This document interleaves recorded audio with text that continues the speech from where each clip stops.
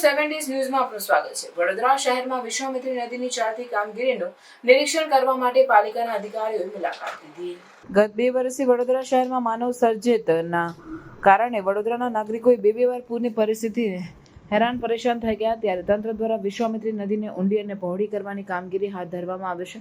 ત્યારે સમા બ્રિજ પાસેથી પસાર થતી વિશ્વામિત્રી નદીની ચાલતી કામગીરીનું નિરીક્ષણ કરવામાં મ્યુનિસિપલ કમિશનર અને મેયર સાથે સ્થાયી સમિતિના ચેરમેન અને પદાધિકારીઓ સ્થળ નિરીક્ષણ કર્યું હતું અને વડોદરા શહેરમાં ફરી પૂરની પરિસ્થિતિ ન સર્જાય તેનું ધ્યાન રાખીને વિશ્વામિત્રી નદીને ઊંડી અને પહોળી કરવામાં આવી રહી છે।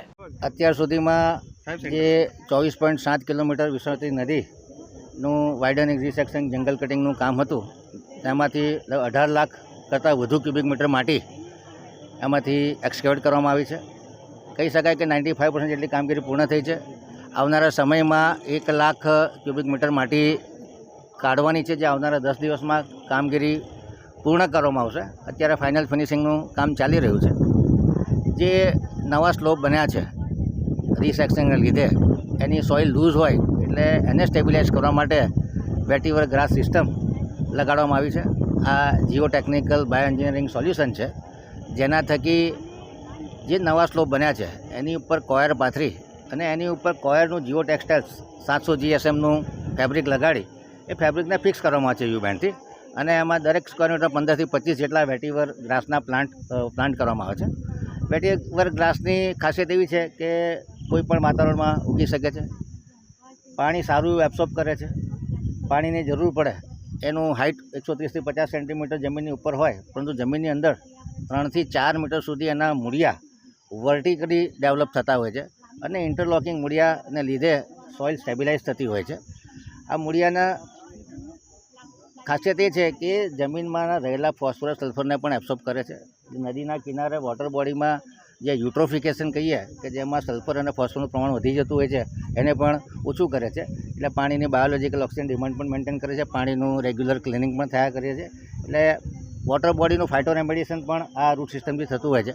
સાથે સાથે જમીનમાં રહેલી હેવી મેટલ્સ પણ આ રૂટ સિસ્ટમમાં એબ્સોર્બ થતી હોય છે, એટલે જમીનનું પણ શુદ્ધિકરણ થતું હોય છે, એને લેન્ડનું બાયો રેમેડિએશન કહીએ છીએ। એટલે ખૂબ સારી સિસ્ટમ છે। શરૂઆતના સમયમાં આ જીઓ ટેક્સટાઇલ મેમ્બ્રેન છે એ માટીને સપોર્ટ કરતું હોય છે, અને જ્યારે પ્લાન્ટ ગ્રો થઈ જાય પછી એના મૂળિયા આ જમીનને જકડી રાખતા હોય છે। વાતાવરણમાંથી કાર્બન ડાયોક્સાઇડનું પણ સિક્વેસ્ટ્રેશન થાય, ઓક્સિજન પણ રિલીઝ થાય, એનો લુક પણ સારો આવે, અને દર 2-3 વર્ષે એને આપણે એ કરી નાખીએ લોન ટ્રીમિંગ, તો એ પણ કામ લાગે, જનાવરો પણ એનો ખોરાક તરીકે ઉપયોગ કરી શકે। એના મૂળિયામાંથી પણ સારા એવા આલ્કલોઇડ નીકળતા હોય છે કે જે પરફ્યુમ ઇન્ડસ્ટ્રીમાં પણ કામ લાગતા હોય છે।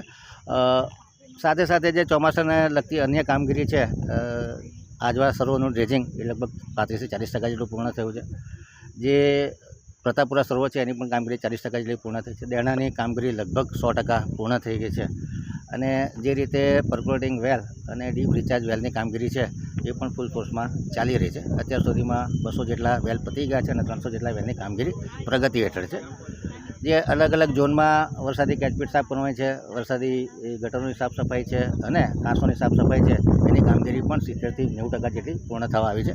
અત્યારે પ્રી મોન્સૂન કામગીરી પૂર જોશમાં ચાલી રહી છે। આશા રાખીએ કે આ વખતે વોટર લોગિંગ અને વોટર ફ્લડિંગની સમસ્યામાં ઘટાડો થાય।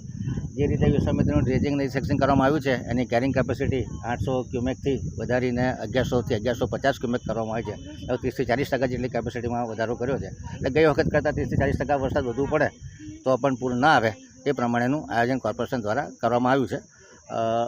આખી સિસ્ટમ લગાડી છે। ઓવર ફૂટિંગ ઉપર એજન્સીને સૂચના આપી છે કે આ આખા બંને કિનારા પર જ્યાં જ્યાં જરૂર છે અને નવા જે સ્લોપ બનાવ્યા છે એની પર વેટીવર ગ્રાસની સિસ્ટમ લગાડવામાં આવે।